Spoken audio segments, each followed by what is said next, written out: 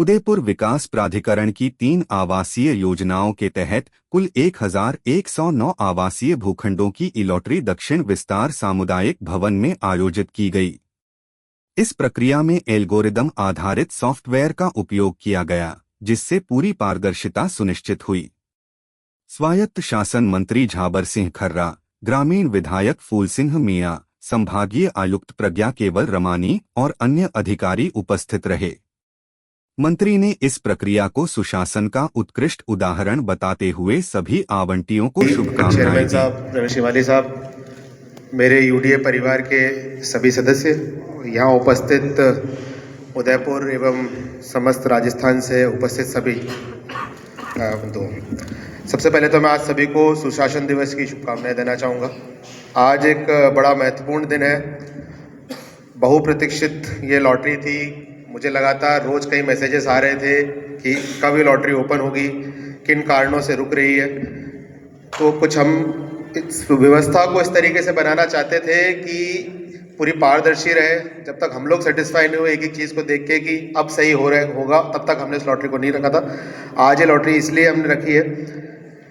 3 योजनाएं, south extension, Nandeshwar enclave, उद्यम विहार, तीनों में कुल मिलाकर 1109 भूखंड है और 43,361 पात्र आवेदन आए हैं। कुछ लोगों को से क्योंकि आवेदन की प्रक्रिया ऑनलाइन की गई थी, ऑनलाइन करने में कई बार बहुत सारे लोग, क्योंकि EWS LIG वर्ग से भी है, सभी वर्ग के लोगों से कई बार मिस्टेक हो जाती है।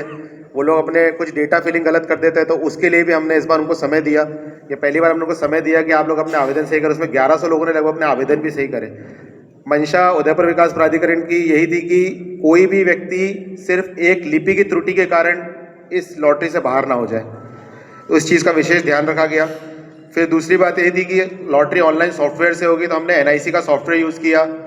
कोई हमारे तरफ से कोई मिस्टेक ना रह जाए, इसके लिए हमने एक विशेष थर्ड पार्टी ऑडिट कराया। थर्ड पार्टी ऑडिट हमने बाहर से कराया। उस कंपनी ने जब तक हमको सर्टिफाई नहीं किया कि ये third party audited complete secure software है, उसको हमने आगे नहीं बढ़ाया। इसके बाद हमने खुद इसका डेटा फ्रीज किया। कुछ चीज़ों को ये भी देखा गया कि कहाँ मिस्टेक हो सकती है। उदयपुर विकास प्राधिकरण की ये जो लॉटरियाँ हैं, इनमें हमने लोगों के आवेदन लिए हैं, दस्तावेज अभी तक नहीं लिए। तो ये हो सकता है कि कोई व्यक्ति किसी और वर्ग में उसने आवेदन कर दिया हो, लेकिन इसका मतलब ये नहीं कि अगर आज उसका नाम आ गया है तो दस्तावेज सत्यापन के बाद ही बाहर हो सकता है। फिर इसमें हो सकता है किसी कैटेगरी में बहुत सारे लोग बाहर हो जाए, तो हो सकता है कोई पात्र व्यक्ति जो लॉटरी नहीं खुल पाई वो बेचारे बाहर हो गया हो, यानी उसका नंबर ही नहीं लगा। तो इसको देखते हुए हमने हमारी रिजर्व भी बढ़ाई है। हमने रिजर्व इस तरीके से बढ़ाया कि 25% आज हम वेटिंग लिस्ट भी निकालेंगे। यानी अगर किसी योजना में किसी वर्ग के अंदर 50 भूखंड थे, तो उसके 25% भूखंडों का रिजर्व वेटिंग लिस्ट भी निकाला जाएगा और उनकी पुनः लॉटरी की जाएगी अगर जितने लोग इन 50 में से अपात्र आते हैं। कोशिश यही है कि लॉटरी से जो 1109 भूखंड है, उनको 1109 भूखंड को लॉटरी से भरा जाए, उनकी ऑक्शन की सिचुएशन बाद में ना आए। इसके अलावा आज जो प्रक्रिया होगी, उस प्रक्रिया में शुरुआत हम ऐसे करेंगे कि माननीय मंत्री महोदय के द्वारा लॉटरी लॉन्च होने के बाद हम एक सार्वजनिक सीडिंग, यूनिक सीडिंग नंबर का हमने प्रयत्न किया है। हम आप सभी में से कितने लोगों से सबसे 0 से लेकर 9 अंक में आपसे एक नंबर लेंगे, 4 लोगों से हम रैंडमली आप लोगों से नंबर लेंगे, उस नंबर से हम इस लॉक को खोलेंगे। वो इसलिए किया गया है कि ताकि किसी एक व्यक्ति के हाथ में इसकी पूरी सिचुएशन ना रहे। आप लोगों के मन में जो नंबर आएगा, 4 लोग खड़े होकर हमको बताएंगे, हम 4 लोगों से नंबर चेक करवाएंगे और उस नंबर को डालने के बाद ही लॉक चालू होगा और फिर अपनी योजना चालू होगी। प्रत्येक इसमें वर्ग के अंदर, जैसे साउथ एक्सटेंशन की बात करें तो EWS LIG MIGA MIGB HIG, प्रत्येक में 5 वर्ग है, किसी में 4 किसी 5 वर्ग है। उसके अंदर रिजर्वेशन के आधार पर 9 कैटेगरीज हैं, जैसे केंद्र सरकार, राज्य सरकार विभागों के कर्मचारी, अनुसूचित जनजाति, अनुसूचित जाति, अधिस्वीकृत पत्रकार, ट्रांसजेंडर, सैनिक, अनारक्षित में सामान्य, विकलांग और भूमिहीन एकल महिलाएं। तो इस तरीके से एक एक का आपको खुलता हुआ दिखता जाएगा। हमने ये भी प्रयत्न किया है कि अगर किसी योजना में भूखंड ज़्यादा थे और प्रतिभागी कम थे, तो हमने उसको नियमानुसार अन्य योजना, अन्य उसमें डाल दिया, कैटेगरी में डाल दिया है, ताकि अगेन कोई भी व्यक्ति आज यहाँ से ये ना कह के जा पाए कि मैं हो सकता था, मैं हो नहीं पाया। और मैं उदयपुर विकास प्राधिकरण से आपको विश्वास दिलाता हूँ कि ये पूरी योजना जो है, पूरी जो प्रक्रिया की गई है, भले इसमें 2 माह का समय लगा है, किंतु ये पूरी पारदर्शी रूप से की गई है। 2 जनवरी से आप लोगों के दस्तावेज सत्यापन के लिए भी जो आज सफल लाभार्थी रहेंगे, उन सभी को 2 जनवरी से हमने ये व्यवस्था की है कि 50 लोगों को प्रतिदिन हम वहाँ बुलाएंगे और उन लोगों का दस्तावेज सत्यापन करेंगे। जो सफल लाभार्थी होंगे कल या परसों से उनके स्लॉट का मैसेजेस भी आ जाएगा। और इसके साथ ही कोशिश यही है कि जनवरी के अंदर आप सभी का सत्यापन करके आपको इसी वित्तीय वर्ष में मार्च तक आप लोगों को अपने भूखंडों का हम कब्जा दे सकें।